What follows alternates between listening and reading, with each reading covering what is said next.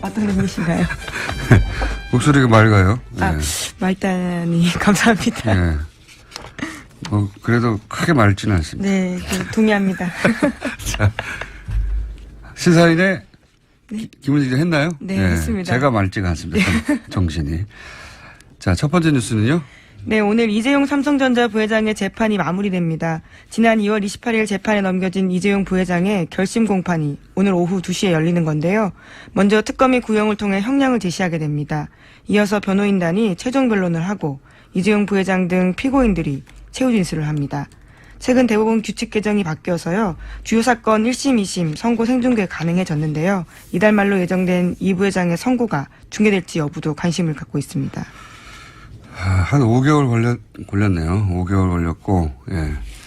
결심 공판이라는 게 이제 재판이 완전히 끝나는 게 아니라, 공방은 끝이 나는 거죠, 이제. 네, 이제 선고만 남은 상태입니다. 네. 그래서 이제 여기서는 구형을 하는 거죠. 예. 네, 검찰이 봤을 때 얼마 정도, 그러니까 지금은 예. 특검이죠. 특검이 형량을 제시하게 되는 겁니다. 검찰의 주장을 먼저 하고, 예. 그리고 나서 통상 한 2주 정도 있다가 재판부가 선고를 하겠죠. 예. 검찰이 뭐 10년을 요구했는데, 판사가 생각하기에는 5년이다. 뭐 이런 식의. 그러니까 오늘 아마 2시 이후에 나오는 형량은 그걸 보고 이제 뭐 5년이든 몇 년이 구형이 되면 5년을 사는구나 생각하실 수 있는데 그건 아니다. 예, 검찰의 주장, 그러니까 특검 쪽의 주장인 거죠. 네. 판단이라고 볼 수 있습니다. 그래서 이제 구형과 선고가 다른데 뭐 여전히 헷갈리는 경우가 많습니다. 오늘은 이제 구형만, 검찰의 주장만 있는 날입니다. 이 부분은 저희가 잠시 후에 주진희 기자 연결해서, 예, 주진희 기자가 삼성 사실 전문이었거든요. 오랫동안. 전문도 많아요. 예. 삼성 전문 기자로 10년 이상 살았기 때문에 잠시 후 연결해서 미니 한번 해보겠습니다. 자, 관련한 뉴스들이 좀 있습니까? 네, 지난주 금요일 이재용 부회장 재판에서 특검팀이 박근혜 전 대통령 조서 일부를 공개했습니다. 검사가 2015년 7월 25일 두 번째 독대에서 이재용 부회장에게 승마협회 운영을 잘못하고 있다고 질책했냐고 박근혜 전 대통령에게 물었자 박 전 대통령 대답은 이렇습니다. 어이가 없다. 내가 어떻게 질책을 하냐라고 답했다라는 건데요. 질책하지 않았다라는 진술을 한 겁니다. 뿐만 아니라 박근혜 전 대통령은 제가 제의해서 삼성이 승마협회를 맡았는데 고맙게 생각해야 하지 않겠냐라고 되묻기도 했다라는 건데요. 이 진술은 이재용 부회장이 지난주에 재판에서 박근혜 전 대통령이 크게 질책해서 매우 당황했고 이후 승마 지원을 챙겼다라는 취지의 내용과는 상반되는 내용입니다. 박근혜 전 대통령은 이제 본인이 압박을 가해서 대가를 얻어낸 게 아니고 스포츠 진흥을 위해서 자연스러운 정책적 판단 이런 걸 했다는 말이고 이제 삼성 쪽에서는 대통령의 압박 때문에 돈을 줬기 때문에 뇌물이 아니다. 예. 이런 이야기를 하는 거죠. 상반된 주장이 있고 이 결론은 대략 2주 후에 납니다. 2주. 예. 네, 구속 만기가 27일이어서요. 네. 그 전에 날 것으로 보입니다. 뭐 대략 한 24, 5일 되지 않을까 싶은데 2주 후에나 결론이 납니다. 1심 결론이죠 물론. 자, 다음 뉴스는요. 네, 국가정보원 적폐청산 TF 관련된 소식도 계속 전해드리고 있습니다. 이와 관련해서 또 뉴스가 나왔는데요. 2009년에서 2012년 당시 국정원이 민간인으로 구성된 사이버 외곽팀 구성했다라는 건 전해드린 바가 있습니다. 그런데 별도로 그 밖에요. 온라인 여론조작팀을 운영한 사실이 파악돼서 조사 중이라는 겁니다. 그러니까 이미 드러난 사이버 외곽팀 30개는 국정원 전체 여론조작 조직의 일부에 불과하다라는 겁니다. 제가 그렇지 않습니까? 네. 다가 아닐 것이다. 예, 적폐청산 TF에 들어가시는 것도 방법이실 것 같습니다.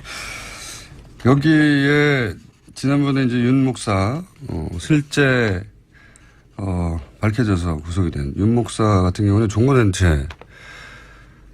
종교단체 일부도 여기에 참여한 것으로 알고 있고 또 나름 지명도 있는 소위 농객이라고 불리던 보수 농객이라고 불리던 사람들 또는 뭐 보수 인사들 그러니까 이제 일반인들 직업을 가진 일반인들이 아르바이트로 잠시 한 수준의 3,500여 명 정도라고 1차로 밝힌 인원 이외에 별도의 조직이 있을 것이다. 네, 그렇게 조사하고 있다라는 겁니다. 파악하고요. 그때 당시 이제 보면은 온라인에서 이런 그러니까 포털이나 대형 커뮤니티에 글을 쓰는 조직들 말고 또 트위터에서나 SNS 뭐 페이스북 가능한 모든 온라인 공간에서 이런 활동이 있었거든요. 그러니까 뭐 그리고 여러 레벨에서 그냥 단순한 댓글 혹은 뭐 포털에서 댓글뿐만 아니라 아예 스스로 글을 창작해내는 수위에서도 있었기 때문에 저는 대단히 광범위한 왜냐하면 이 온라인 여론을 조작하는 팀 자체가 커졌어요 당시에. 처음에 심리 전단에서 출발해서 네, 그렇죠. 심리 전단이 아니라 국으로 바뀌고 인념도 바뀌고 관리 조직 자체도 그렇게 어마어마하게 커졌는데 당연히 훨씬 더 큰 조직이 있었을 거라고 봅니다. 네. 네, 그래서 국정원 댓글팀도요. 그 당시에 특별수사하면서 2013년에 국정원 메인 서버 압수수색 영장 받아서 갔었는데 국정원의 거부로 서버 확보에 실패한 바가 있습니다. 그런데 이번에는 적폐청산 TF가 이 메인 서버를 분석해서 조사하고 있기 때문에요. 관련해서 검찰로 넘어갈 수도 있다라고 보고 있습니다. 메인 서버에는 다 남아 있겠는가 뭐 그런 생각도 듭니다. 예. 일부 있겠지만 여하간 여태까지 밝혀진 바로는 별도의 조직이 더 있다. 예. 또 관련 뉴스가 있나요? 네, 또 이렇게 사람들이 많은데 왜 이제까지 안 드러났을까에 대한 의문들을 가지실 수 있을 텐데요. 관련한 보도들이 또 있습니다. 국정원은 사이버 외곽팀에 참여한 민간인들에게 개별적으로 보안 서약서 받았다라고 합니다. 또 민간인들끼리 다른 팀의 존재를 알지 못하도록 국정원 직원이 이들을 점조직으로 관리했다라고 합니다. 간첩이죠, 간첩. 자국민을 상대로 한 여론 조작하는 간첩. 그렇게 저는 보입니다, 사실은. 예. 그리고 이제 예산도 보면 3,500만 얘기하면서 한 달에 2억 5천 이런 식으로 얘기했는데 이 국정원장의 최대 관심사 중에 하나였단 말이죠. 네. 이 일을 해서 다시 정권을 뺏기지 말고 유지해야 한다는 그런 목적하에 했는데 한 달에 2억 5천이라는 건 껌값입니다. 껌값. 정말 국정원의 방대한 조직 어마어마한 예산에 비하자면 국정원 최대 관심사에 이 정도밖에 돈을 안 썼다는 건 뭐 도저히 저는 3,500명이 전부가 아닐 거라고 생각이 들고 그리고 이제 보안 서약서를 받아가지고 소위 제가 했어요라고 손들고 나온 사람이 없었다는 거죠 과거에. 네, 처벌받거나 혹은 뭐 문제 제기를 할 수 없도록 만들었다라고 하는 것으로 보이는데요. 근데 이제 실제 이렇게 일한 사람들이 나와서 내가 누구로부터 어떤 식으로 지시를 받았고 어떤 활동을 하였다 말단에서 그런 사람을 사실 찾아야 되는데 좋은 방법이 있어요. 예. 이 포상금을 거는 겁니다. 누구에 대한? 나와서 내가 보안 서약서를 쓰고 그런 아르바이트를 했다는 사람한테 면책을 주고 포상금도 1억 이상 줘요. 예. 1억 이상. 아주 크게 걸어서 수많은 사람들이 자진해서 나올 거라고 봅니다. 이게 이제 그 민간에서 왜 댓글 가지고 크게 소송이 걸린 적 있지 않습니까? 네, 지금도 하고 있죠. 예, 모강사가 라이벌. 네, 사교육 시장에서는 꽤 큰 이슈입니다. 예, 라이벌 업체에서 대규모 댓글 단을 돌렸는데 잡을 수가 없잖아요. 이게 국정원이 꼭 해서 잡을 수가 없는 게 아니라 아이디를 추적하고 하는 게 되게 굉장히 어렵단 말이죠. PC방에서 하고 그러면. 그래서 억대 포상금을 걸었더니 나타났어요. 그래서 가지고 있는 모든 정보를 그런 일이 있거든요. 네. 여기서는 여기 역시 가능하다고 봅니다. 참조해 주십시오. TF팀. 자, 또 있습니까? 다른 뉴스가? 네, 이명박 전 대통령 쪽 반응에 대한 뉴스도 있는데요. 공식 반응을 내놓진 않았지만 측근들이 정치 보복이라면서 반발하고 있다라는 겁니다. 이명박 전 대통령 쪽 한 인사는 대응할 가치조차 없다. 국정원이 그렇게 할 일이 없냐라는 불쾌감을 감추지 못했다라고 하고요. 댓글팀이 없었다는 겁니까? 대응할 가치가 없었다라고 하는 것 봐서는요. 거기에 대한 대답은 하지 않은 것으로 보입니다. 국정원 그렇게 할 일이 없냐. 국정원 그렇게 할 일이 없냐는 얘기가 댓글팀이 없었다는 반응처럼 보여지는데. 네, 뿐만 아니라 예. 친이계 인사들도 정치와 절연하겠다라는 국정원이 여론몰이 공작에 나섰다라면서 반발하고 있습니다. 그러면서 끊임없이 과거 정부의 일을 들춰내는 것이야말로 적폐의 악순환이다. 이렇게 목소리를 높이고 있다고 합니다. 네. 목소리를 높이시죠. 네. 떨고 있겠죠. 자, 이런 반응은 나올 수 있는데 반응이 설득력을 갖기는 어려울 것 같습니다. 자, 다음 뉴스는요. 네, 어제 유엔 안전보장이사의 긴급회의가 열렸습니다. 유엔이 북한에 대한 강도 높은 제재안을 다시 내놓은 건데요. 북한의 주력 수출품인 석탄과 철, 철광석 등 주요 광물과 수산물의 수출이 전면 금지됐습니다. 또 북한의 연간 수출액의 3분의 1에 해당하는 자금 차단 효과가 있을 것으로 보이는데요. 다만 애초 예상됐던 대북 원유 수출 금지 조항은 중국과 러시아의 반대로 빠졌습니다. 원유 수출 금지까지 해버리면 사실 북한을 완전히 고립해서 붕괴시키겠다는 거죠. 북한 붕괴는 중국과 러시아가 원하지 않습니다. 네. 기본적으로. 어마어마한 난민이 1,000만 명 단위로 발생할 수도 있고, 그리고 그 지역에서의 권력 공백, 권력 공백이랑 불안정해지면 복지전도 있을 수 있고, 미국이야 저 멀리 떨어져 있는 태평양 건너 땅이지만 중국 러시아는 다 연결돼 있잖아요. 예. 게다가 이제 한반도에서의 미국의 영향력이 더 확대되고, 한반도를 미국의 영향력 아래에 다 들어가게 하는 걸 원치 않죠, 중국 러시아는. 그래서 뭐 북한에 대해서 원유 수출까지 금지하는 건 앞으로도 없을 것 같습니다. 네. 자, 여기까지 하고요. 또 민의가 있기 때문에 한두 개 정도만 할게요. 네. 네, 국민의당 당대표 출마 선언한 당권주자 3명이요. 어제 잇따라 기자회견 열었습니다. 안철수 전 대표의 출마 정당성 여부를 놓고 설전을 벌인 건데요. 먼저 안철수 전 대표는 이렇게 말했습니다. 심장이 정지돼 쓰러진 환자는 전기 충격을 줘야 살아난다. 당이 들썩들썩하고 있는데 다시 살아나는 계기가 될 것이다. 라고 이야기했습니다. 또 독배를 마시는 심정으로 출마했다면서 자신은 당과 운명을 같이 하겠다라고도 밝혔는데요. 이에 대해서 천정배 전 대표와 정동영 의원이 비판했습니다. 천정배 전 대표 같은 경우에는요. 누울 자리를 구분하지 못하는 몰상식한 몰염치한 출마다라고 비판을 했습니다. 뿐만 아니라 대선에서 패배한 후보가 다시 들어간다는 것은 구태 중의 구태다라는 이야기도 했습니다. 정동영 의원 같은 경우에는 지난 1년 6개월간 사당하의 그늘에서 지지율 성적표가 5%가 되었다면서 이런 지도력으로 1, 2년 더 당을 이끈다고 하는 것은 소멸로 간다. 이렇게 비판했습니다.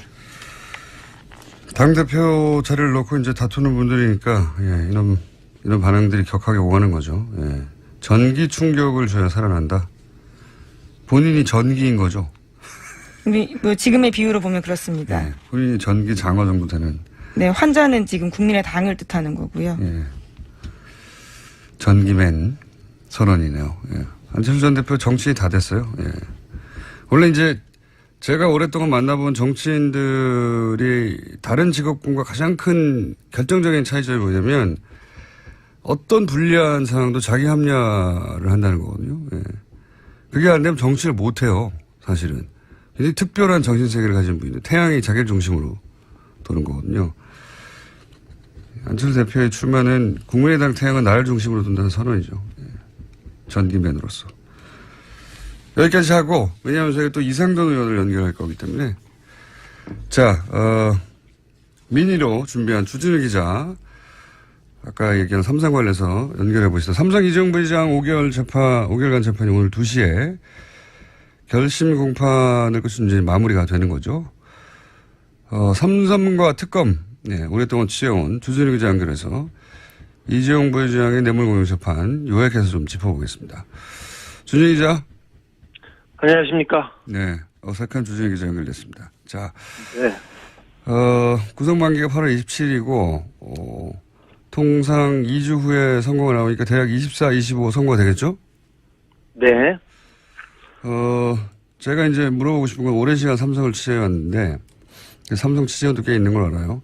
이번 재판 네. 관련해서 삼성이 크게 중간에 당황하거나 한 적이 있습니까? 그런 순간들?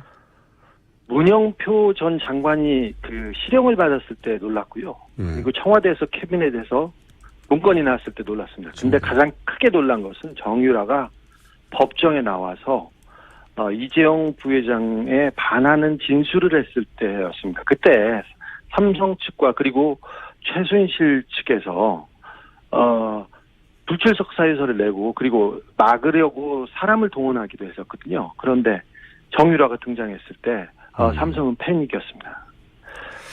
지난번 인터뷰 때 이제 정유라 얘기 나와서 하는 얘기인데, 마지막 질문 중에 하나가 돈 문제하고 관련이 있냐고 했을 때 돈 문제와 관련이 있다고 해도 크게 이상할 것이 없다 이렇게 얘기를 했었는데 혹시 이후에 정유라가 왜 그때 나왔냐 혹은 뭐 돈 문제가 관련이 있느냐 없느냐 밝혀진 게 추가적으로 있습니까? 지금 최순실과 정유라가 연락을 끊고 있어요. 그리고 다른 관계도 이어지지 않고 있습니다. 그래서 지금 최순실, 정유라 그리고 장시호까지 모두 마유회를 가고 있다고 봐도 되는데요. 각자의 이익에 따라서 움직입니다. 그러니까 경제적 이유가 가장 클 거라고 봐도 뭐 무방한데요.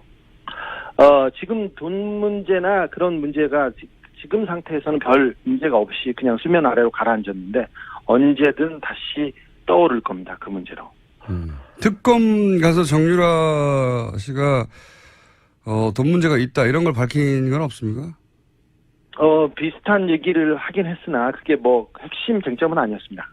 특검에 가서 돈 문제가 뭔가 있긴 있다는 말을 하긴 했다. 예. 네. 가족 간에. 그리고 이 뇌물죄, 특히 재벌이 연루된 뇌물죄 경우는 결정적 증거가 과거에도 안 나왔기 때문에 결국 포괄적 뇌물 수수라고 하는 법리가 나왔어요. 예. 이 재판 기간 중에 이재용 부회장의 불리한 진술 증거가 추가 나오는데 한번 정리를 해보자면 문영표 시정 나온 게 있고요. 네. 그리고 김종전 차관의 진술도 있었죠. 대표적 진술이 뭐가 있었죠? 김종 차관이 이런 진술을 했습니다. 제가 2015년 7월 8월에 박상진, 그러니까 삼성 사장입니다. 박상진이 정유라 지원을 위해 독일로 출국할 무렵 박상진하고 통화했는데 박상진이 박근혜 대통령이 갑자기 이재용에게 정유라가 올림픽 나갈 수 있도록 지원해달라고 요청했다고 말해서 깜짝 놀랐던 기억이 있다. 결정적인 진술로 작용하고 있습니다. 정유라 이름이 직접 나와서 깜짝 놀랐다. 뭐 이런 얘기 했었죠. 그렇죠. 예, 정유라를 도와달라고 했어요. 예. 그리고 정유라가 특검에 와서 진술한 내용 중에 혹은 뭐 법정에서 진술한 내용 중에 특별히 불리한 내용은 뭐가 있었습니까? 삼성에? 이재용 부회장 측은 최순실 씨가 독일에서 말들을 사고 교환하고 이런 거에 대해서 전혀 삼성은 몰랐다고 얘기했는데 정유라 씨가 법정에 나와서 삼성이 말 세탁 관련해서 그 과정을 몰랐을 리가 없다. 다 알고 있었다. 이렇게 얘기했습니다. 그래서 굉장히 난처해졌습니다. 청와대 문건 나온 것 중에 혹시 법정에 제출됐거나 한 것 중에 이 언론이 제대로 보도되지 않았는데 불리한 내용은 또 뭐가 있었습니까? 캐비넷에서 나온 문서 이름이 아예 삼성 경영권 승계 지원이라는 자필 메모였고요. 그래서 청와대가 얼마나 도와주고 있는지 정확하게 써 있습니다. 그거 말고는 지금 보도되지 않은 것 중에 장충기 미래전략실 차장의 문자 메시지가 있습니다. 문자 메시지요? 예, 빼도 박도 못할 스모킹건입니다. 사실 뇌물을 주고 인증샷 찍지 않지 않습니까? 그래서 직접 증거, 결정적인 증거는 없습니다, 사실. 근데 정황상 증거를 다 따져야 되는데 이번 뇌물 사건처럼 증거가 많은 경우가 드뭅니다. 재벌 관련해서는 이 정도면 굉장히 많이 나온 거라고 얘기들 하는데, 자. 네. 지금 이제 장충기 전 사장 핸드폰 문자 얘기했는데, 장충기 전 사장 핸드폰 문자 관련 보도가 있긴 있었는데, 구체적인 문자가 내용이 뭔지는 자세히 보도된 적이 없어요. 근데 네. 그 부분을 한번 핸드폰 문자 내용 파악이 되어 있는 것 같으니까 물어보자면, 우선 장충기 사장 역할부터 짚어보죠. 장충기 사장은 삼성에서 어떤 역할을 했습니까? 장충기 사장은 미래전략실의 사장급 임원이었는데, 정보와 대관, 그러니까, 정부 부서를 관리하는 그런 업무를 했습니다. 민관 할 때 대관. 그렇습니다. 네. 정보와 정부를 담당했었다. 예. 네. 자, 그러면 이 장충기 사장 핸드폰에서 아마 특검 수사 과정에서 밝혀진 것 같은데, 장충기 사장 핸드폰에서 나온 문자들이 어떤 게 있습니까? 좀 구체적으로 짚어보자면? 이재용 부회장과 박근혜 대통령의 독대 관련된 내용이 있는데 청와대 내부자가 이렇게 문자를 보냅니다. 청와대 내부자 누굽니까? 지금 지금 그 내부자는 밝혀지지 않았는데 비서실 혹은 민정실의 최고위급 인사로 생각됩니다. 이렇게 문자를 보냅니다. 장 선배님, 불쑥 죄송합니다. 오늘 11시 BH 회동 관련해 참고하세요. 그렇게 해서 문자를 쭉 보냅니다. 그리고 다른 분이 아무래도 지금 VIP가 가장 중요한 게 노동개혁이니까 그에 대한 협조를 밝히면 좋아할 것 같습니다. 이렇게 얘기를 하고 대통령 휴가에 대해서 얘기합니다. 사실 2015년 7월 25일에 그 대통령한테 보고된 삼성 말씀 자료가 있는데 그 내용에 이 문자가 다 포함되어 있습니다. 그러니까 이 코치대로 얘기했다고 할 수도 있죠. 그리고 지금 얘기한 거는 청와대 내부의 고위 관계자가 삼성의 장충기 사장한테 대통령 독대를 할 때 요런 점들을 참고해라. 네. 라고 문자를 미리 보내서 코치를 했다는 거죠. 네. 그렇죠. 청와대가. 정확하게 그대로 그래서 그 독대 때 그 내용이 다뤄졌습니다. 그러니까 이 얘기를 할 수 있는 사람들이 몇 명 없는데 민정수석실 고위층 아니면 경제수석실 고위층 아니면 비서실장 이 정도인데 그 누가 보냈는지는 밝혀지지 않았습니다. 그리고 청와대 내에서 간 문자고 이것은. 예. 네. 그리고 국정원 기조실장 사실 기조실장은 국정원의 내부 살림을 하고 인사를 총괄하는 2인자라고 볼 수 있는 그런 사람인데 이분이 계속해서 장충기 그러니까 삼성의 정보 보고를 해왔습니다. 어떤 문자를 했습니까? 엘리엇이라는 그 회사가 나와서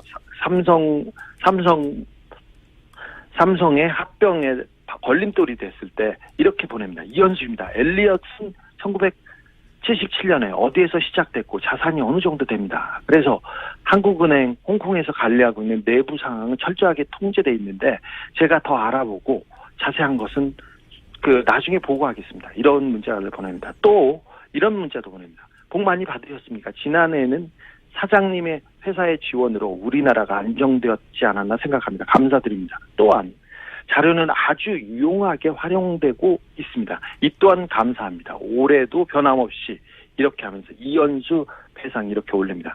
그러니까 정보 보고를 받고 있고 국정으로부터 국정기조실장이 삼성 사장 미전실 사장에게 정보 보고를 했다는 거죠. 네. 정보 보고를 했고 또 정보를 받아서 그 국정원에서 그 활용하고 있다는 게 보입니다.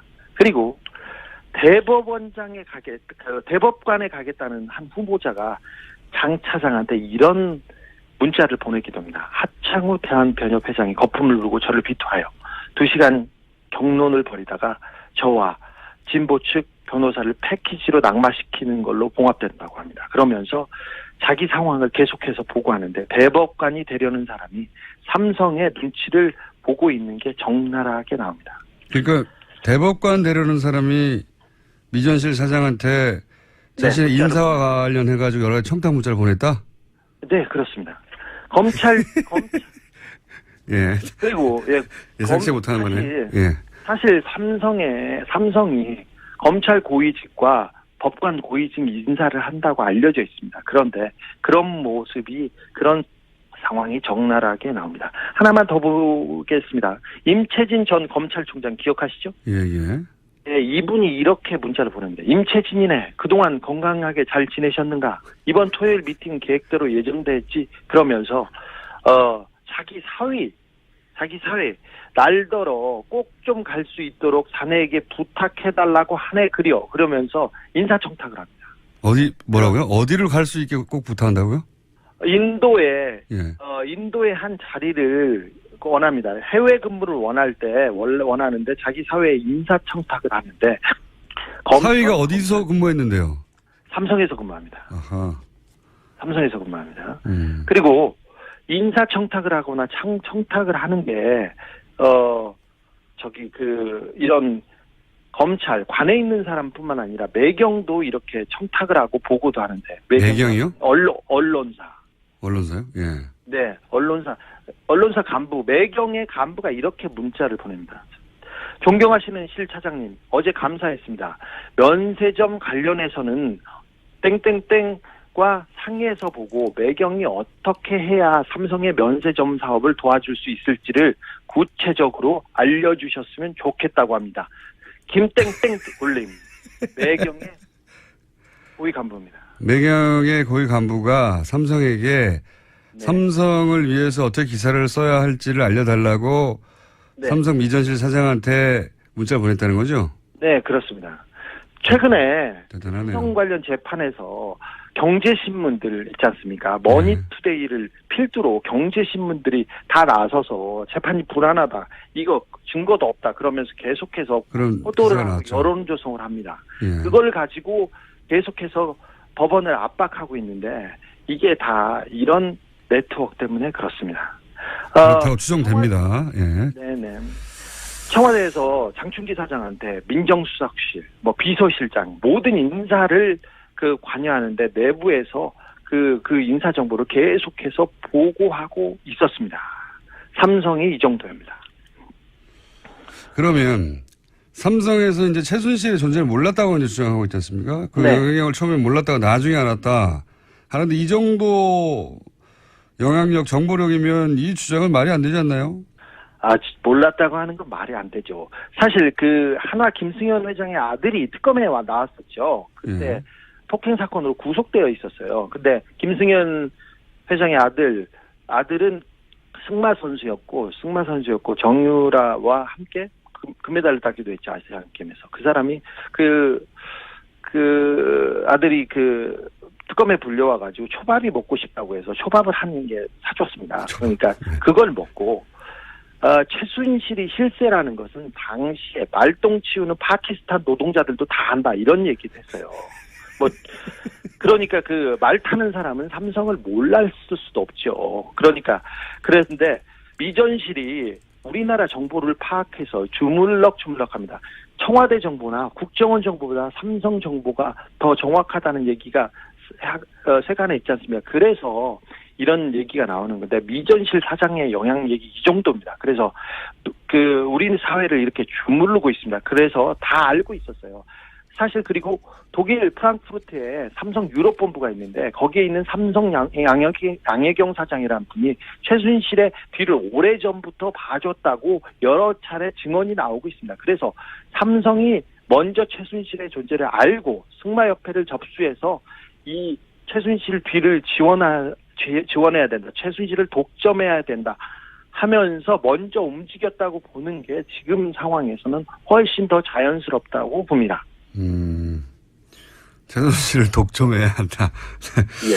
혹시 이 특검은 이제 이런 문자나 지금 공개한 문자 몇 개 있지만 공개하지 않은 문자나 또는 여러 가지 정보가 더 많이 있을 텐데 특검이 수사를 하고 나서 이 삼성과 이재용 부회장에 대해서 뭐라고 표현합니까? 지금 최순실을 독점한다고 이야기하길래 내가 묻는 건데 네네. 특검을 법적인 걸 묻는 게 아니라 수사를 하면서 받은 인상 이런 게 있을 거 아닙니까?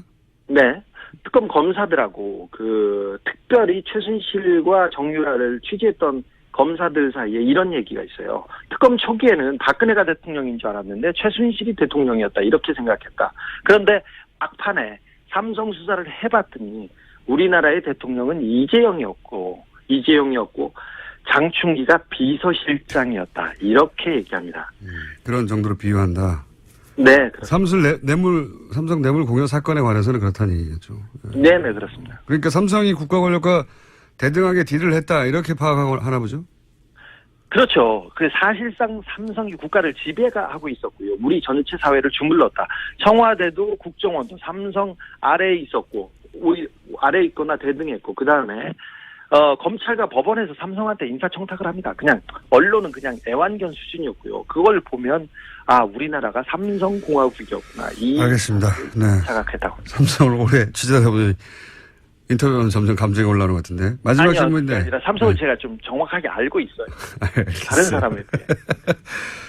특검. 알잖아요. 마지막 질문인데 특검이 몇 년 구형할 것 같아요? 네 얘기를 한번 해보죠. 오늘 구형할 것 같은데 어제 밤까지도 경론을 벌이면서 회의를 했습니다. 사실 이재용 부회장한테 적용된 혐의 중에 가장 핵심은 뇌물공여인데 뇌물공여는 법정형이 5년형 이하예요. 그러니까 큰 범죄는 아닙니다. 이재용 부회장이 다른 죄보다 말이죠. 그런데 가장 무거운 것은 재산을 국외로 도피한 혐의인데 50억 이상을 도피했으면 10년 이상 징역이 나와야 됩니다. 무기징역까지 선고할 수 있고요. 그다음에 횡령죄도 지금 가볍지 않은데 50억 이상이기 때문에 무기 또는 5년 이상의 징역이 나와야 됩니다. 이 밖에 이재용 부회장이 국회에서 위증했죠. 1년 이상 징역입니다. 이걸 따져보면 세게 때리면 17년, 20년을 때릴 수 있고 약하다 하면 10년 정도 때릴 수 있는데 삼성을 지금까지 약하게 때려왔던 검찰의 관행을 그 전임자들을 어느 정도 고려해야 하기 때문에 저는 15년 예상합니다. 12년에서 15년 구형할 거라고. 알겠습니다. 2시 이후에 밝혀지겠죠. 오늘 여기까지 하겠습니다. 네. 감사합니다. 지금까지 시사인의 주진우 기자였습니다. 자, 김은지 기자도 안녕. 네, 저희 장충기 전 사장 문자는 이번 주 발행되는 시사인에서 확인할 수 있습니다. 더 자세하게요. 뉴스 공장에 다 얘기했기 때문에 안 사볼 거예요. 아니, 훨씬 더 자세합니다. 네, 예, 감사합니다. 예. 어떤 분이신가요? 목소리가 맑아요. 아, 말단이 감사합니다. 예. 그래도 크게 맑지는 않습니다. 네, 동의합니다. 자, 시사인의 김은지 기자 했나요? 네, 했습니다. 제가 맑지가 않습니다. 정신이. 자, 첫 번째 뉴스는요? 네, 오늘 이재용 삼성전자 부회장의 재판이 마무리됩니다. 지난 2월 28일 재판에 넘겨진 이재용 부회장의 결심 공판이 오늘 오후 2시에 열리는 건데요. 먼저 특검이 구형을 통해 형량을 제시하게 됩니다. 이어서 변호인단이 최종 변론을 하고 이재용 부회장 등 피고인들이 최후 진술을 합니다. 최근 대법원 규칙 개정이 바뀌어서요. 주요 사건 1심, 2심 선고 생중계 가능해졌는데요. 이달 말로 예정된 이 부회장의 선고가 중계될지 여부도 관심을 갖고 있습니다. 한 5개월 걸렸네요. 5개월 걸렸고, 예. 결심 공판이라는 게 이제 재판이 완전히 끝나는 게 아니라, 공방은 끝이 나는 거죠, 이제. 네, 이제 선고만 남은 상태입니다. 네. 그래서 이제 여기서는 구형을 하는 거죠. 예. 네, 검찰이 봤을 때 얼마 정도, 그러니까 지금은 예. 특검이죠. 특검이 형량을 제시하게 되는 겁니다. 검찰의 주장을 먼저 하고, 예. 그리고 나서 통상 한 2주 정도 있다가 재판부가 선고를 하겠죠. 예. 검찰이 뭐 10년을 요구했는데, 판사가 생각하기에는 5년이다. 뭐 이런 식의. 그러니까 오늘 아마 2시 이후에 나오는 형량은 그걸 보고 이제 뭐 5년이든 몇 년이 구형이 되면 5년을 사는구나 생각하실 수 있는데 그건 아니다. 예, 검찰의 주장, 그러니까 특검 쪽의 주장인 거죠. 네. 판단이라고 볼 수 있습니다.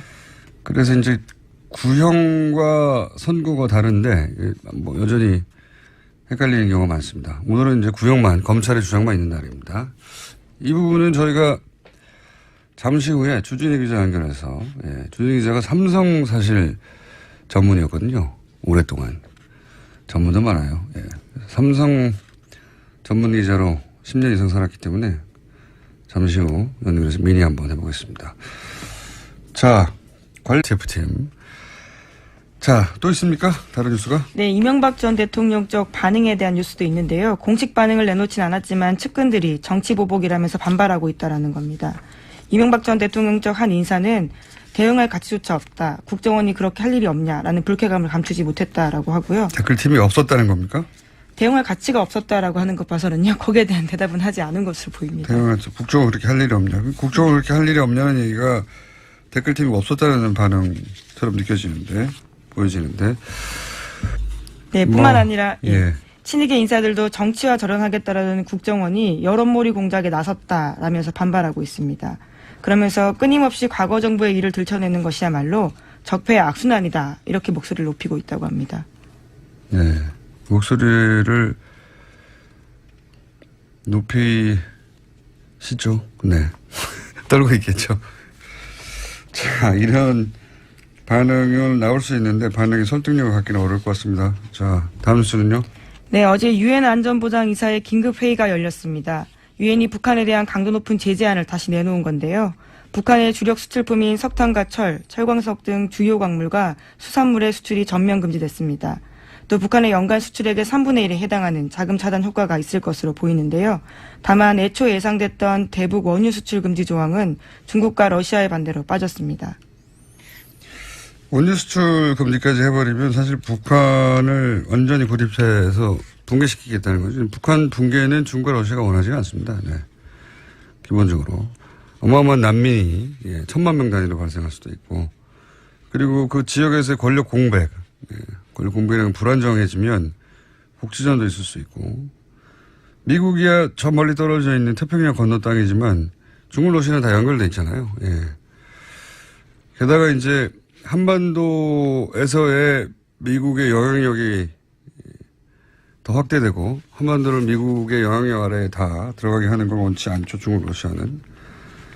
그래서 뭐 북한에 대해서 원유 수출까지 금지한 뉴스들이 좀 있습니까? 네, 지난주 금요일 이재용 부회장 재판에서 특검팀이 박근혜 전 대통령 조서 일부를 공개했습니다. 검사가 2015년 7월 25일 두 번째 독대에서 이재용 부회장에게 승마협회 운영을 잘못하고 있다고 질책했냐고 박근혜 전 대통령에게 물었자 박 전 대통령 대답은 이렇습니다. 어이가 없다. 내가 어떻게 질책을 하냐라고 답했다라는 건데요. 질책하지 않았다라는 진술을 한 겁니다. 뿐만 아니라 박근혜 전 대통령은 제가 제의해서 삼성이 승마협회를 맡았는데 고맙게 생각해야 하지 않겠냐라고 되묻기도 했다라는 건데요. 이 진술은 이재용 부회장이 지난주에 재판에서 박근혜 전 대통령이 크게 질책해서 매우 당황했고 이후 승마 지원을 챙겼다라는 취지의 내용과는 상반되는 내용입니다. 박근혜 전 대통령은 이제 본인이 압박을 가해서 대가를 얻어낸 게 아니고 스포츠 진흥을 위해서 자연스러운 정책적 판단 이런 걸 했다는 말이고 이제 삼성 쪽에서는 대통령의 압박 때문에 돈을 줬기 때문에 뇌물이 아니다. 예. 이런 이야기를 하는 거죠. 상반된 주장이 있고 이 결론은 대략 2주 후에 납니다. 2주. 예. 네, 구속 만기가 27일이어서요. 네. 그 전에 날 것으로 보입니다. 뭐 대략 한 24, 5일 되지 않을까 싶은데 2주 후에나 결론이 납니다. 1심 결론이죠 물론. 자, 다음 뉴스는요. 네, 국가정보원 적폐청산 TF 관련된 소식도 계속 전해드리고 있습니다. 이와 관련해서 또 뉴스가 나왔는데요. 2009년에서 2012년 당시 국정원이 민간인으로 구성된 사이버 외곽팀 구성했다라는 건 전해드린 바가 있습니다. 그런데 별도로 그 밖에요. 온라인 여론조작팀을 운영한 사실이 파악돼서 조사 중이라는 겁니다. 그러니까 이미 드러난 사이버 외곽팀 30개는 국정원 전체 여론조작 조직의 일부에 불과하다라는 겁니다. 제가 그렇지 않았습니까? 네. 다가 아닐 것이다. 네, 적폐청산 TF에 들어가시는 것도 방법이실 것 같습니다. 여기에 지난번에 이제 윤 목사 실제 밝혀져서 구속이 된 윤 목사 같은 경우는 종교단체 일부도 여기에 참여한 것으로 알았죠. 자국민을 상대로 한 여론 조작하는 간첩 그렇게 저는 보입니다, 사실은. 예. 그리고 이제 예산도 보면 3,500만 얘기하면서 한 달에 2억 5천 이런 식으로 얘기했는데 이 국정원장의 최대 관심사 중에 하나였단 말이죠. 네. 이 일을 해서 다시 정권을 뺏기지 말고 유지해야 한다는 그런 목적하에 했는데 한 달에 2억 5천이라는 건 껌값입니다. 껌값.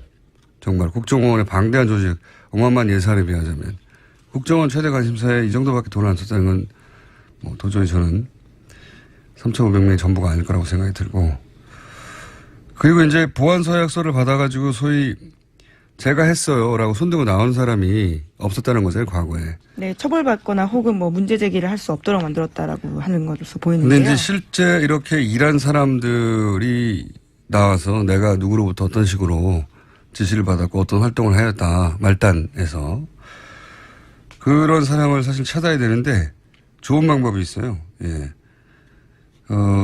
이 포상금을 거는 겁니다.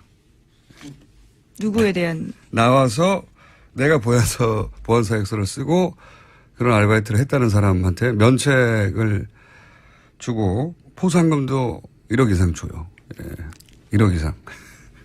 아주 크게 걸어서 수많은 사람들이 자진해서 나올 거라고 봅니다. 이게 이제 그 민간에서 왜 댓글 가지고 크게 소송이 걸린 적 있지 않습니까? 네, 지금도 하고 있죠. 예, 모 강사가